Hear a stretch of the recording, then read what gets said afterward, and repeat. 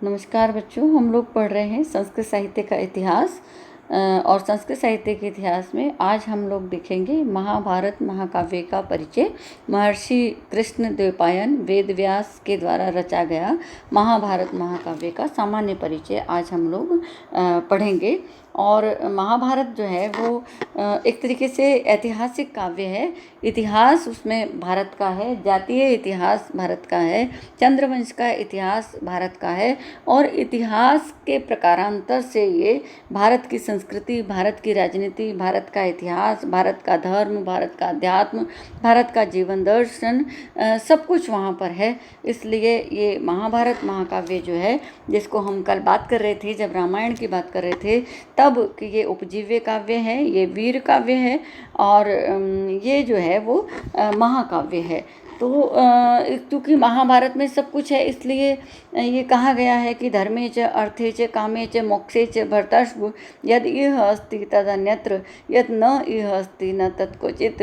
तो जो है कहते हैं कि हे भरतवंशियों में श्रेष्ठ, धर्म में, अर्थ में, काम में और मोक्ष में जो यहाँ है वही अन्यत्र है, और जो यहाँ नहीं है वो कहीं पर भी नहीं है। इसका मतलब ये है कि मनुष्य जीवन के जो चार पुरुषार्थ हैं, यानी मनुष्य जब जीवन में आता है तब उसका यहाँ क्या प्रयोजन है, क्या करणीय कार्य उसके हैं, तब बहुत सारे जो भारतीय मनीषी हैं, भारतीय चिंतक हैं, जो दार्शनिक हैं, जो ऋषि हैं, उन्होंने ये सार निकाला है कि मनुष्य जीवन के चार ही प्रयोजन हो सकते हैं कि वो धर्म का पालन करे। धर्म अर्थात उसका मूल कर्तव्य, उसका स्वभाव, उसकी ड्यूटीज़, उनका पालन करे, अर्थोपार्जन करे, जीवन चलाने के लिए आवश्यक है, कामनाओं की पूर्ति करे ताकि वो कुंठित न रहे।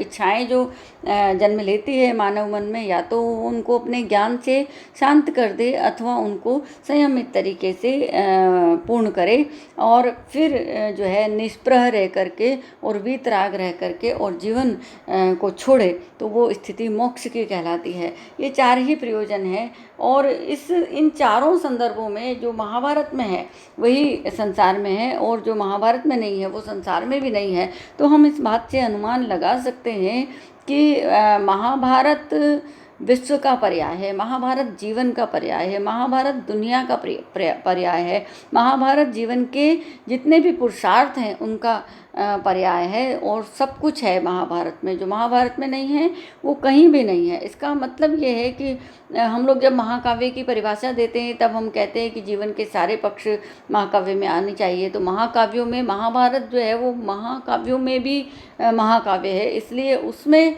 कुछ छूटा ही नहीं है, उसमें सब कुछ है। तो धर्म, अर्थ, काम और मोक्ष सब उसके भीतर है, इसलिए महाभारत जो है वो महत्वपूर्ण है। महाभारत को यदि हम उसकी विषय वस्तु के दृष्टिकोण से देखें तो महाभारत एक ऐतिहासिक ग्रंथ है। महाभारत क्योंकि इतिहास को कहता है, ये चंद्रवंश के इतिहास को कहता है, ये भारत के जातीय इतिहास को कहता है।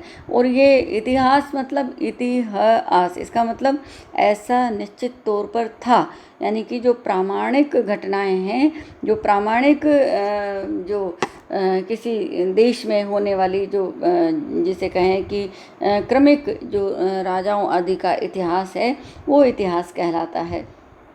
तो महाभारत में इतिहास है, राजाओं का इतिहास है, इसलिए ऐतिहासिक ग्रंथ है। महाभारत धर्म ग्रंथ भी कहा जाता है। सनातन जो हिंदू धर्म है वो धर्म क्या कहता है जीवन के बारे में, और मनुष्य के चरित्र के बारे में, उसके स्वभाव के बारे में, उसके कर्तव्यों के बारे में, तो धर्म की व्याख्या करता है। भगवद गीता महाभारत में है। गीता अपने आप में एक धर्म ग्रंथ है जो अपने ज्ञान मार्ग, कर्म मार्ग और भक्ति मार्ग से जो है जीवन को दर्शन देती है, जीवन को दिशा निर्धारण करती है, मनुष्य का पथ प्रशस्त करती है।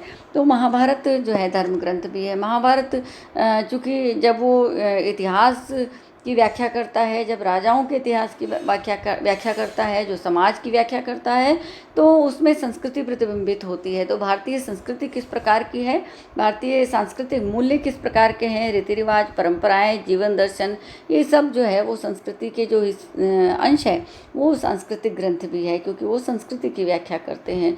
महाभारत अपने आप में पूरा का पूरा जीवन दर्शन है। महाभारत के शांति पर्व में जीवन से संबंधित समस्त जिज्ञासाओं का समाधान किया गया गया है। तो महाभारत एक जीवन को देखने का नज़रिया भी है, हम जीवन को किस प्रकार से देखें पूरा दृष्टिकोण महाभारत में दिखाई देता है। तो महाभारत एक जीवन दर्शन भी है। भगवत गीता है महाभारत की एक विलक्षण विशेषता है। भगवत गीता जो वैश्विक स्तर पर ख्याति प्राप्त है वो महाभारत का एक अंश है, महाभारत का सार है, ये महाभारत की सुगंध है, ये महाभारत के दर्शन की महक है। तो ये भगवत गीता महाभारत की एक जिसे कहें कि सारभूत ग्रंथ है। तो भगवत गीता के कारण महाभारत बहुत महत्वपूर्ण हो जाता है। और भगवत गीता के साथ ही विष्णु सहस्त्रनाम, भीष्म स्तवराज, गजेंद्र मोक्ष, अनुगीता, इनके साथ मिलकर के महाभारत के 5 रत्न हैं। ये पंच रत्न जो है वो महाभारत के पूरे विशाल काय ग्रंथ में ये 5 जो है वो महत्वपूर्ण ग्रंथ के भीतर ग्रंथ है और इनको पंच रत्न कहा गया है। ये पंचमेश जो है ये मिसप्रिंट है बच्चों, पंचम वेद।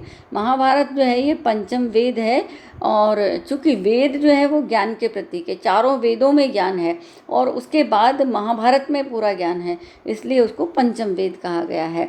वेद जिस प्रकार से जीवन की व्याख्या करते हैं, वेद जिस प्रकार से सत्य का साक्षात्कार करते हैं, वेद जिस प्रकार से यथार्थ सत्य का ज्ञान करवाते हैं, महाभारत भी एक अलग प्रकार से सत्य का दर्शन जो है वो दुनिया को करवाती है। इसलिए महाभारत जो है वो पंचम वेद कहा गया है। महाभारत उपजीव्य काव्य है क्योंकि महाभारत ऐतिहासिक काव्य है। इसमें बहुत सारे आख्यान हैं, बहुत सारी कहानियाँ हैं जो इतिहास पर आधारित है, बहुत सारे नैतिक उपदेश हैं और ये सब कहानियों और उपदेशों से, आख्यानों से आने वाले साहित्य को जीवन प्राप्त होता है। साहित्य की समस्त विधाएं, चाहे काव्य हो, चाहे गद्य हो, चाहे पद्य हो, चाहे नाटक हो, रूपक हो, कथाएं हो, इनको वहाँ से जीवन प्राप्त हो रहा है। इसलिए महाभारत एक उपजीव्य काव्य भी है। विदुर नीति महाभारत का एक विलक्षण अंश है। विदुर नीति राजनीति की बात करती है, जीवन की नीति की बात करती है। विदुर जो है वो महाभारत में ऐसे विद्वान है जो जिसे कहें कि सभी राजाओं को जब जब भी कोई किम कर्तव्य विमूढ़ता की स्थिति आती है तब वो अपने उपदेश से जो है करणीय कार्य का उपदेश देते हैं। तो विदुर नीति जीवन के लिए बहुत महत्वपूर्ण है। विदुर नीति जीवन से संबंधित तथ्यों का निर्देशन करती है। तो विदुर नीति महाभारत का एक अंश है। विदुर नीति के कारण महाभारत का महत्व है। राजनीतिक ग्रंथ है महाभारत क्योंकि राजनीति की ही अलग तरीके से एक व्याख्या है। ये राजाओं का इतिहास है, ये राजाओं की राजनीति की व्याख्या है, ये राजाओं का युद्ध है और इस युद्ध में न्याय और अन्याय की बात कही गई है। तो राजनीति को यदि हमें समझना है तो हमें महाभारत को पढ़ना पड़ेगा। इस प्रकार से महाभारत के महत्व की यदि बात करें तो इसका ऐतिहासिक, धार्मिक, सांस्कृतिक, आर्थिक, दार्शनिक, उपजीव्य काव्य के रूप में और पंचम वेद के रूप में इसका महत्व है। और महाभारत जो है जिसे कहें कि भारत के इतिहास में एक साहित्य के इतिहास के दृष्टिकोण से भी, संस्कृत साहित्य के इतिहास के दृष्टिकोण से भी और वैश्विक साहित्य के दृष्टिकोण से भी महाभारत अद्वितीय और अनुपम ग्रंथ है। अपने विषय वस्तु के कारण, अपने विशाल कलेवर के कारण, अपने जीवन के समस्त अंगों को अपने भीतर अंतर्निहित कर लेने के कारण और हमारे लिए दिशा निर्धारक होने के कारण महाभारत अपने आप में महत्वपूर्ण ग्रंथ है। महाभारत जो यदि हमें इस समय जो दिखाई देता है वो एक बड़ा ग्रंथ है जिसमें कहा जाता है कि 1 लाख श्लोक उसमें है, लेकिन ये प्रारंभ से ऐसा नहीं था। तो प्रारंभ से ऐसा नहीं था, ये मूल रूप में ये जो है ये जिसे कहें कि जैसा उल्लेख मिलता है नारायणम नमस्कृत्यम नरम च एव, तो इस तरीके से जो है वो जयम उदीरयेत ऐसा कहा जा रहा। तो जय जो है वो मूल ग्रंथ है जिसमें कौरव और पांडवों के युद्ध का वर्णन है।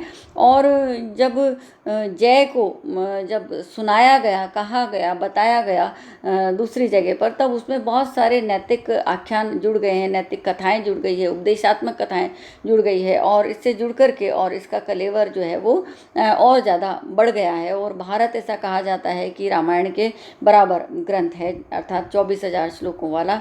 और इसको भी जब जगह जगह जब इसको गाया गया आख्यानों को, तब इसके बीच में सुनाया गया, तब इसमें और ज़्यादा आख्यान उपाख्यान जो है वो जुड़ते चले गए और इनके जुड़ने से वो लक्ष्य श्लोकात्मक महाभारत का स्वरूप जो है वो बन गया है। महाभारत को यदि इसके खंडों की बात करें, तो इसके विभाजन की बात करें, अध्यायों की बात करें, तो महाभारत के जो अध्याय हैं उनको पर्व कहा गया है और महाभारत में 18 पर्व हैं।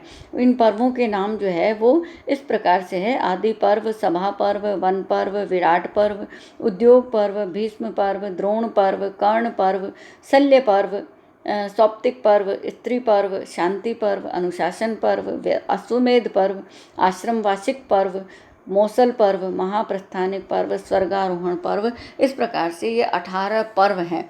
इनमें जो नाम हैं इन पर्वों के, वो ये नाम इस पर्व की मुख्य घटना की ओर संकेत देते हैं। तो जिस पर्व में जो कथा, जो आख्यान, जो घटना मुख्य है, उसके आधार पर इन पर्वों के नाम रखे गए हैं। तो आदि पर्व से लेकर के और पांडवों के स्वर्गारोहण तक ये जो है महाभारत कथा कहता है।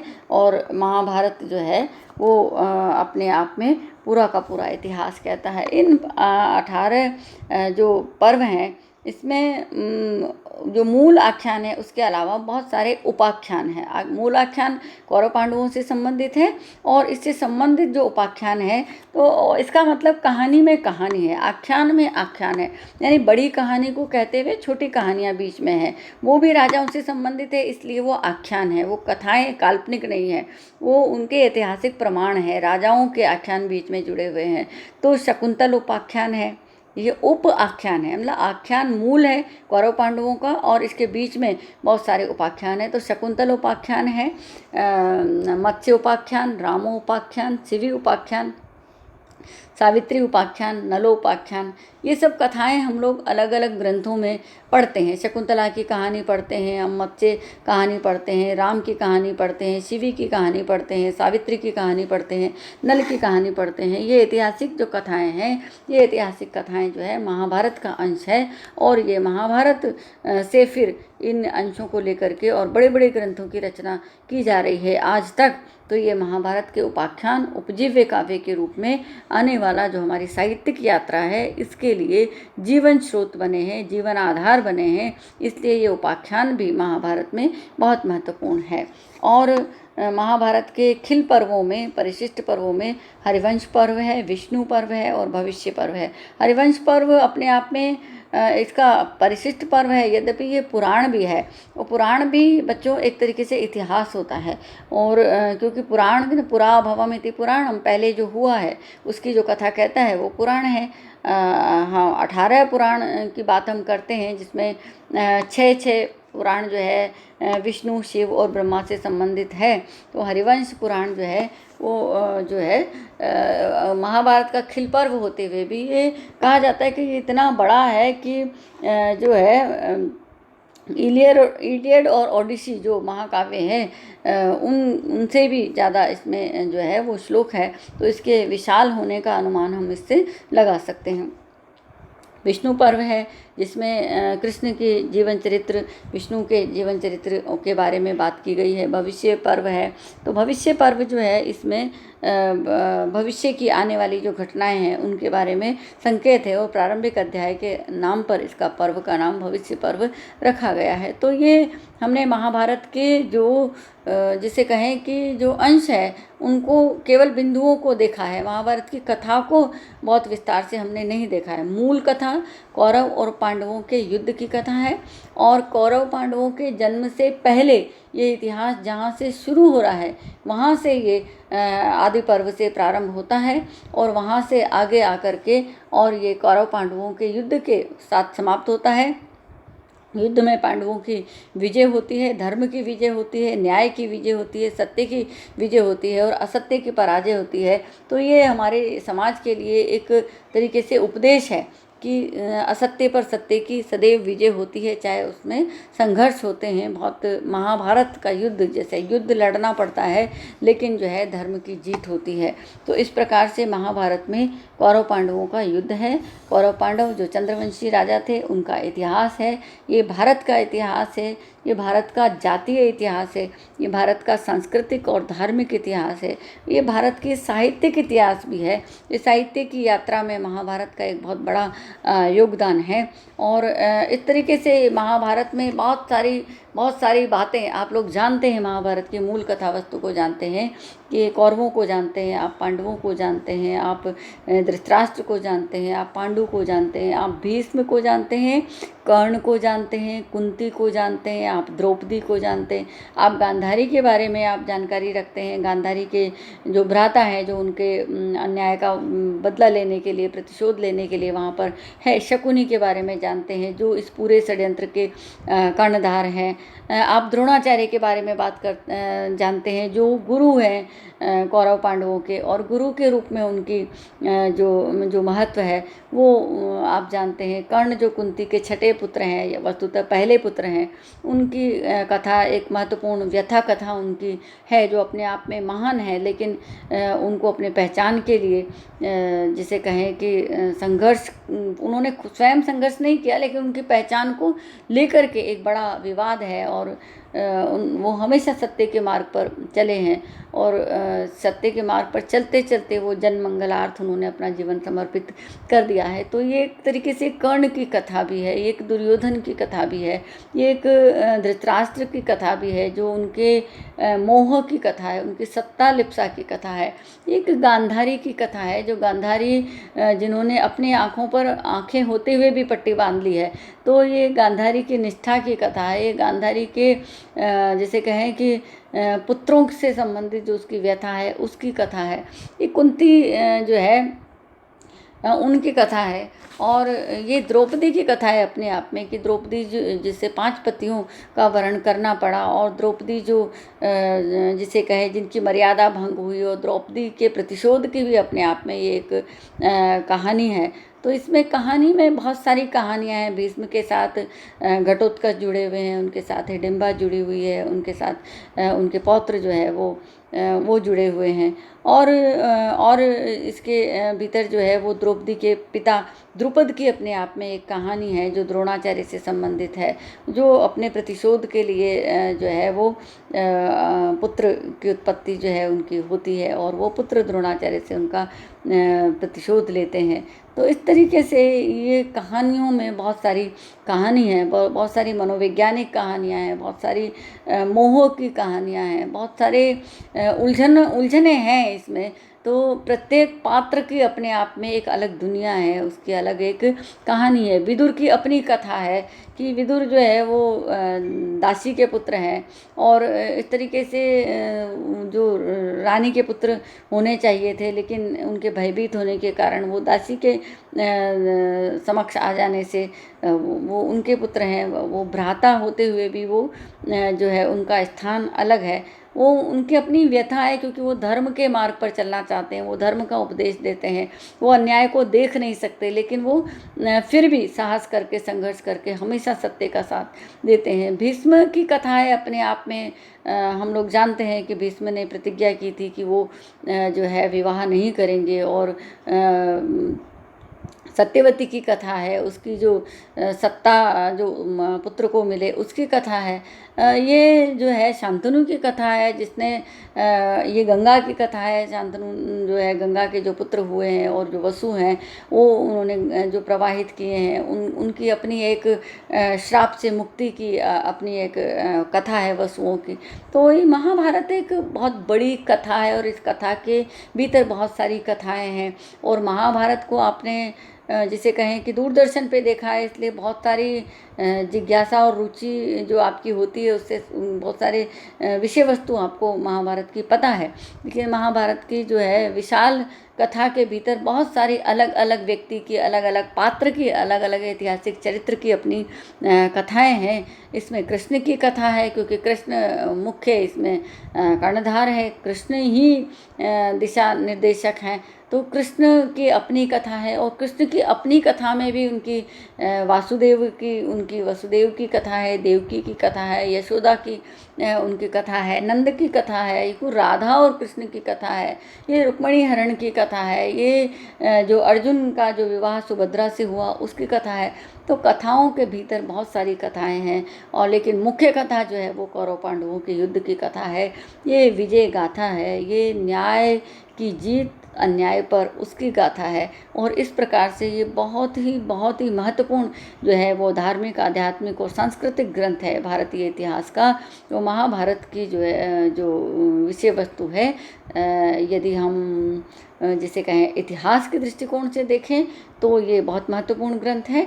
लेकिन यदि हम धर्म के दृष्टिकोण से देखें तो ये महत्वपूर्ण ग्रंथ है, क्योंकि ये धर्म को बताता है। संस्कृति के दृष्टिकोण से देखें तो ये महत्वपूर्ण ग्रंथ है, क्योंकि ये तत्कालीन समाज और संस्कृति का प्रतिबिंब हमें प्रदान करता है। राजनीति के दृष्टिकोण से देखें तो भगवद गीता, विदुर नीति जैसे जो ग्रंथ है, इसके भीतर राजनीति से संबंधित जो सूत्र हैं उनका प्रतिपादन करते हुए प्रतीत होते हैं। और इसके अतिरिक्त यदि हम साहित्य के दृष्टिकोण से देखें तो महाभारत जो है वो उपजीव्य काव्य है, साहित्य का जीवन ही है। पूरे साहित्य को यहाँ से जीवन मिला है। एक महाकाव्य को का आदर्श प्रतिमान जो है वो महाभारत है।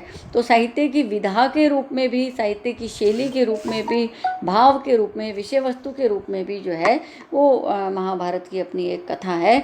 और इस प्रकार से महाभारत संस्कृत साहित्य में एक महत्वपूर्ण ग्रंथ है। और महाभारत भारतीय समाज, संस्कृति, धर्म, इतिहास, राजनीति, दर्शन में एक महत्वपूर्ण ग्रंथ है। तो महाभारत की विषय वस्तु संस्कृत साहित्य के विद्यार्थी को पता होनी चाहिए, और महाभारत क्यों महत्वपूर्ण है ये पता होना चाहिए। महाभारत के काल के बारे में विवादास्पद बहुत सारी बातें हैं, लेकिन महाभारत को लगभग जो है वो 2 से 2500 वर्ष पूर्व का ये माना जाता है। महर्षि वेदव्यास को, कृष्णदेवपायन वेदव्यास को इसका ग्रंथकार माना जाता है। बहुत सारी टीकाएं महाभारत पर लिखी जा चुकी है। और महाभारत जो है उसमें 18 पर्व हैं, इसके 3 क्रमिक विकास हैं, इसके उपाख्यान हैं, इनके जो है खिल पर्व हैं।